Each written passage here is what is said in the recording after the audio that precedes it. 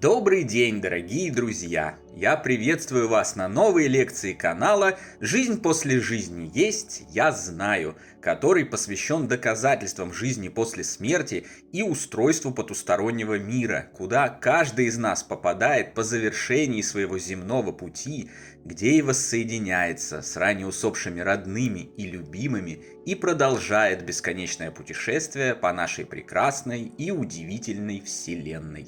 Сегодня мы разберем, на мой взгляд, критически важный для жизни после жизни и ее условий вопрос. Вопрос отношения к биологической смерти. И поговорим о том, целесообразно ли продлевать жизнь тела любой ценой, несмотря на боль, страдания и мучения. Приступим.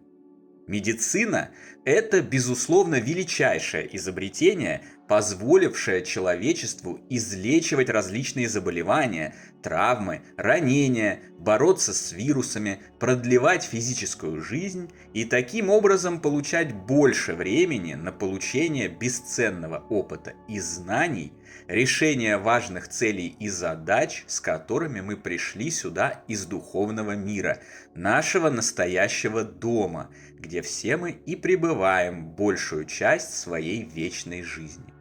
Но, как и многое другое на Земле, в итоге медицина пала жертвой материи и фиксации человечества исключительно на материальных ценностях, деньгах и власти. Так уж исторически сложилось, что воплощенные люди вообще обожают категоричное мышление и очень любят упарываться то в одну крайность, то в другую, забывая о том, что лучший путь всегда срединный. Так больницы из домов помощи страждущим превратились в бездушные конвейеры, где пациентов зачастую не хотят даже просто выслушать, выносят ошибочные диагнозы и вердикты, не поднимая глаз от бумаг на столе, где порою не лечат, а залечивают, где большинству плевать на пациентов и их проблемы. Многие врачи из посланников Божьих превратились в бизнесменов и коммерсантов, интересующихся в основном только денежными знаками, цифрами и статистикой успешности тех или иных процедур, тех или иных операций, а не историей пациента, которая, как известно еще со времен Гиппократа, в деле лечения имеет краеугольное значение. Со своей стороны, ввергнутое в материю человечество настолько забыло о своей бессмертной духовной природе, уверилось, что физическая смерть – это абсолютный конец всего и тотальное небытие, что обросло невероятными страхами смерти биологического тела и стало посвящать всю свою жизнь не решению важных целей и задач, а одной единственной задаче – избежать смерти – или хотя бы отсрочить ее на как можно более долгий срок. Многие даже пытаются найти эликсир бессмертия или победить процесс старения клеток, чтобы остаться в плотном мире навсегда, не понимая, что они и так уже бессмертны, и стараться сделать бессмертным их временное материальное тело, по сути своей всего лишь костюм, не только невозможно и никогда не будет возможно в силу естественных законов Вселенной, но еще и абсурдно до невозможности. Вот просто зачем? Ты и так уже бессмертен, как дух. Стоит ли тратить такую важную жизнь на бессмысленную погоню за тем, что у тебя и так уже есть?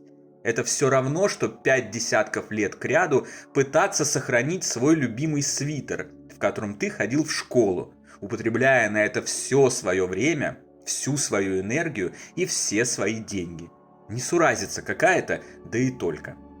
В результате этих гибельных тенденций сегодня люди умирают без осознанности, неспокойно, не дома в окружении родных и близких, без знания того, что на самом деле они не прекращают свое существование, а отправляются дальше, в реальную жизнь, в прекрасное приключение, навстречу к своим ранее ушедшим родным, любимым и друзьям.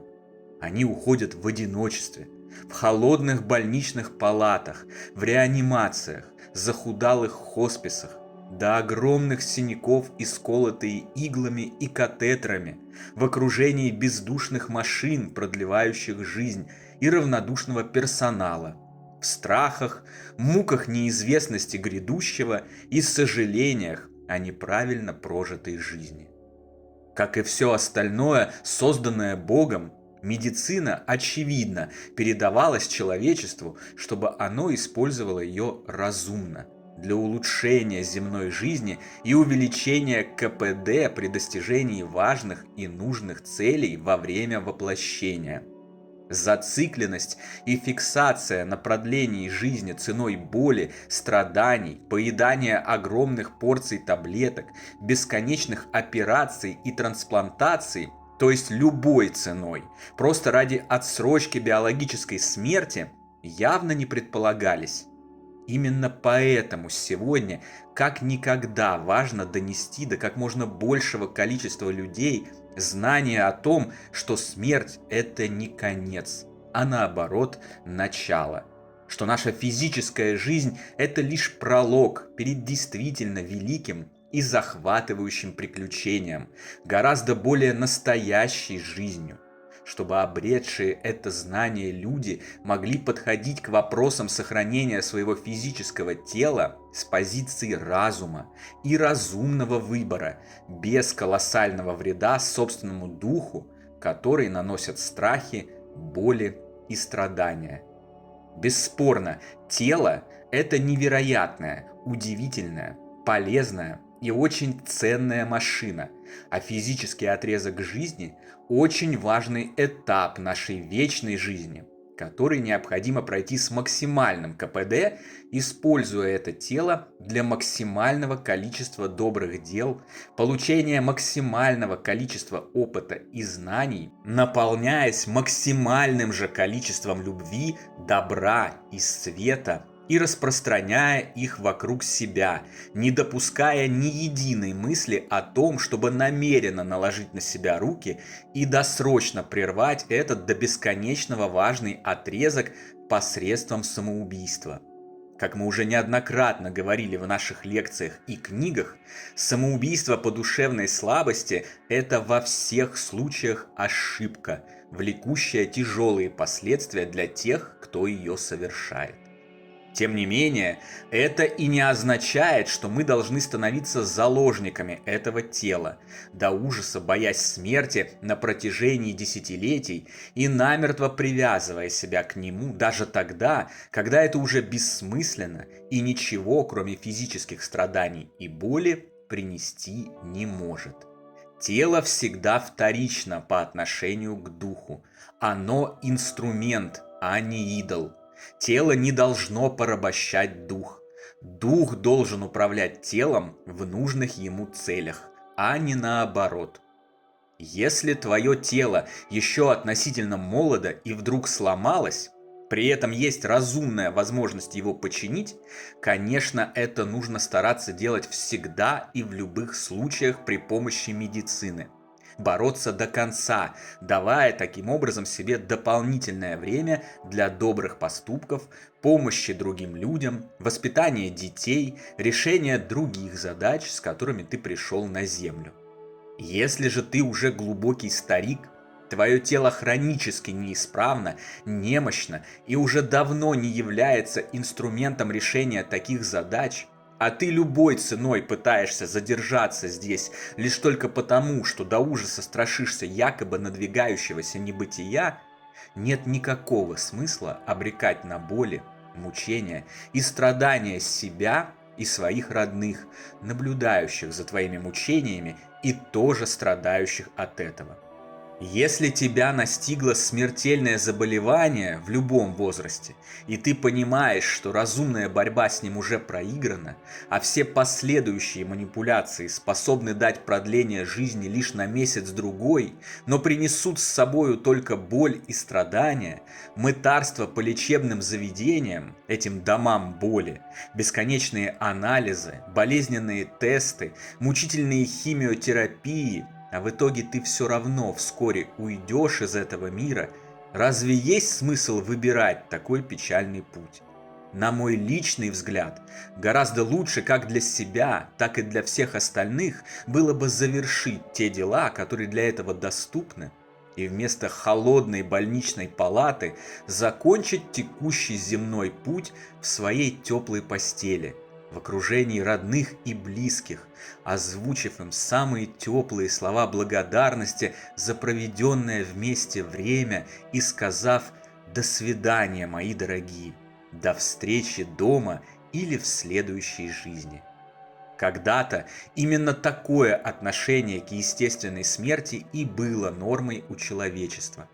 Почувствовав, что уже вот-вот все, люди смирялись с неизбежным, ложились на смертное ложе в своем земном доме, призывали родных и любимых, проводили с ними последние часы, прощались и спокойно, умиротворенно отходили.